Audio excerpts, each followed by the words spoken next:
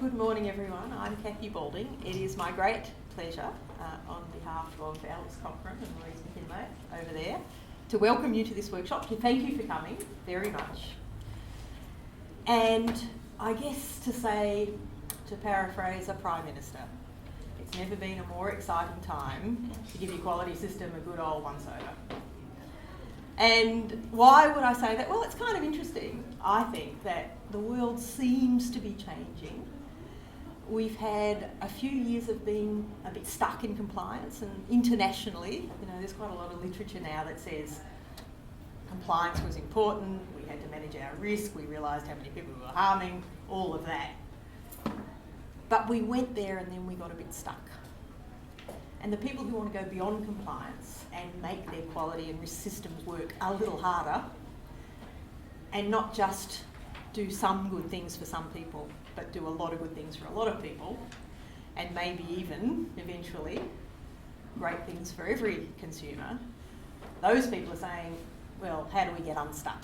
How do we get out of this? So that's what we're going to talk about today. How to take the quality system from something that's compliance-based and possibly even feel a little bit like an end in itself, to something that absolutely aligns your organisation around the consumer and what's happening at point of care, where the action is. And I started thinking about this about 10 years ago. I had worked for, at that stage, a long time in safety and quality in various guises.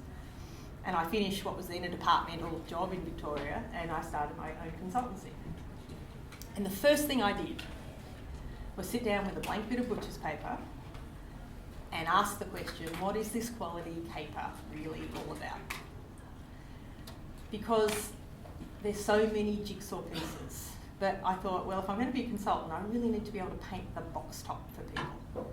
I need to be able to help give people the picture of what they're trying to achieve by beavering away with all these bits and pieces of quality and risk. And so 4 years later, as a result, I ended up with a book which is very much about all the different components of quality systems. And people said, well, that's all well and good, Cathy, but could you just tell us how to do it? So I had to write another one, which was basically the instruction manual.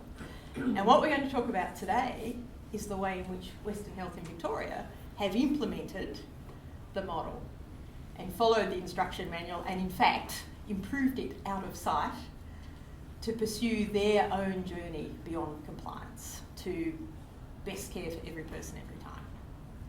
So I'm going to kick off and then talk about the model a little bit.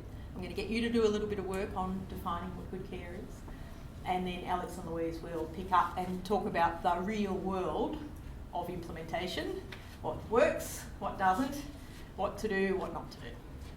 So I'm excited because their experience is just absolutely invaluable, and you can't buy it. So I'm really happy that we're here today and have the opportunity to do this.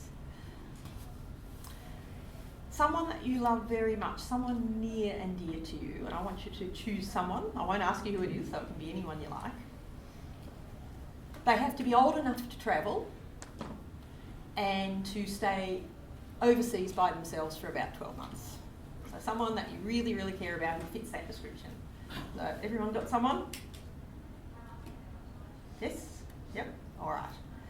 So they apply for and win a scholarship to Peking University to research their family history and write a book about it.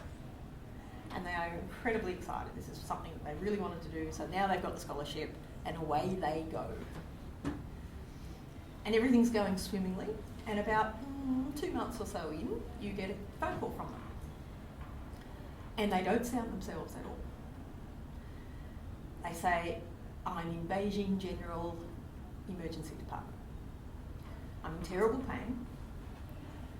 I'm not quite sure what's happening. I think I'm going to theatre. Don't worry, I'll call you as soon as I can. And then they are gone. So what I would like you to do is the two front groups, if you could discuss and jot down quite quickly all the things you hope are happening for your nearest and dearest in Beijing General. Group down the back, would you jot down all the things you hope are not happening? your nearest and dearest in Beijing General. So we're going to be really quick, about 3 minutes, go. I don't want to write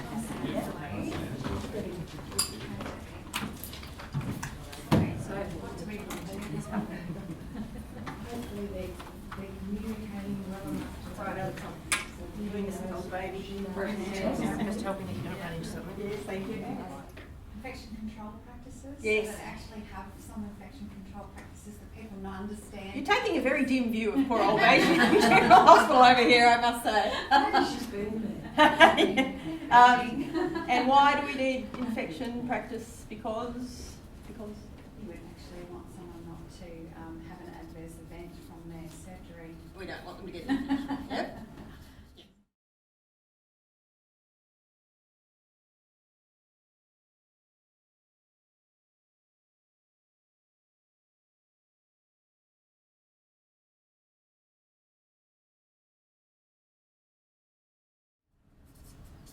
So clearly, the dimensions of quality, when they were first developed in the US years and years ago, got it right. Because when you take a blank bit of paper and think about what you want for someone you love, it always comes up as the dimensions of quality. So they were really very smart years and years ago. They were quite clever.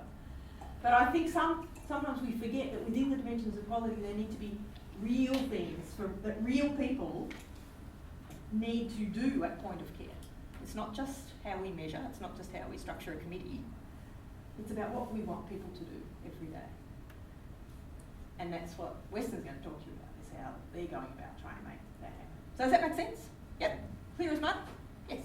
So, if we think about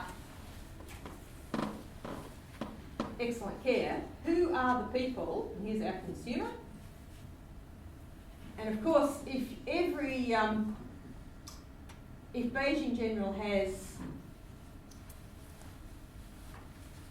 a pretty good quality and safety system, that makes all of these things happen for every third patient. Is that okay? No. No. Not if your nearest and dearest is the second patient. Yeah. So we've got to define it in really nice, clear, simple terms based on what people do.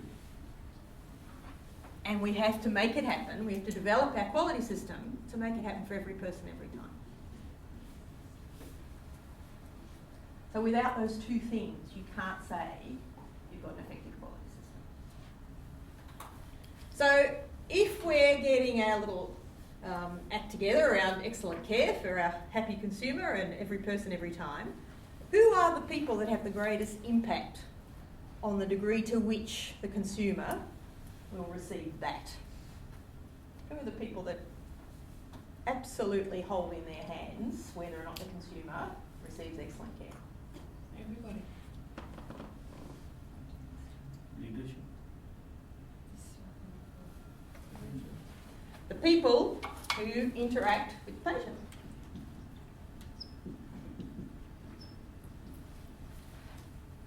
This experience happens in the interface between the patient and the staff, the people who deal with them every day.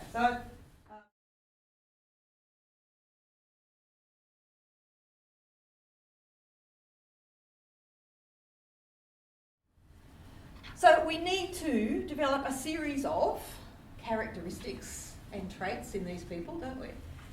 And of course, you can imagine, can't you, that we then go up the line and say, well, who has the greatest impact on them and who has the greatest impact on them? Yeah, frontline people. And then we can say, well, they need all this stuff plus, and then they'll need some other things like, you know, a bit of leadership and being able to give good feedback and support, and blah, blah, blah. And then we get up to the board and the exec, who we hope are not going out giving care, because that would be very bad for the patient. And sometimes when I'm working with boards, we get to this point and a board member might say, so what do we do? You know, God, are we doing anything useful at all? So if they're not out there either managing or delivering, what's the board and executive's role in making that happen for every person every time? To support it how? All right, so we could go on, but you get the gist, yeah? Here are the systems you need to have in place and led at the highest level to support these people, to support these people, to make that for every person every time. But it's not spelled out. So in the absence of that spelling out, this can become an end in itself. And we do, and we do, and we do, and we don't often enough say, hey, what's the connection? Let's join the dots between what we're doing here and whether or not it's making any difference to me. Does that make sense? Yeah. Because without asking this question and being able to answer it, you are just going to go round and round and round and do the stuff you have to do. If you've got a clear picture of what you're trying to achieve at point of care, then you can align your maintenance. I'm not saying throw that stuff out. It's incredibly important. Don't throw out your standards and your compliance, because that would get you into trouble, and then I would get into terrible trouble for saying it. That's not what I mean at all. But it's about saying that these things and the improvement that sits on top of that needs to be about this. It needs to be about that stuff and nothing else. So it's not about standards, it's about point of care. The standards, any standards and compliance work that you do should support you to achieve those things at point of care. Not become the other things that you're looking at over there. And then, oh yeah, then there's care, that's what I do on Wednesday, and then on Tuesday I have to do this other stuff, which is standards and compliance and audits and all that stuff, yeah? So if your quality system isn't taking you somewhere towards that, you're probably not going anywhere. And I do see systems that just go round and round and round and never really change. And I don't think those consumers are any better off now than they probably were 5 years ago in those health services, you know? Because what we're trying to do for every person every time is not complicated. Making it happen for every person every time is hard. That's hard. Within a complex system, that is an incredible challenge. But let's not forget that what we're trying to do is actually quite simple and quite straightforward. And to me, that's the essence of a really effective quality system. If I ask people what their quality system does and they start telling me about audits, I want to stick pins in my eyes, you know, and incident reporting.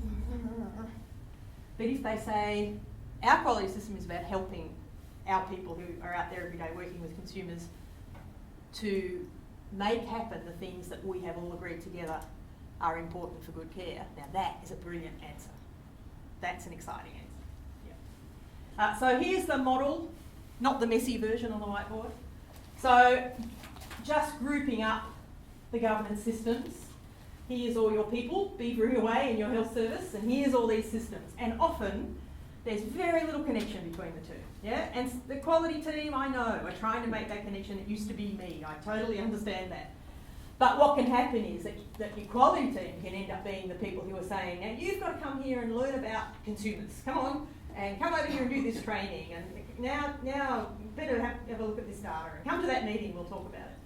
And they're all saying, yeah, but what we really want to do is just work with our consumers, yeah? That's what we came to work to do.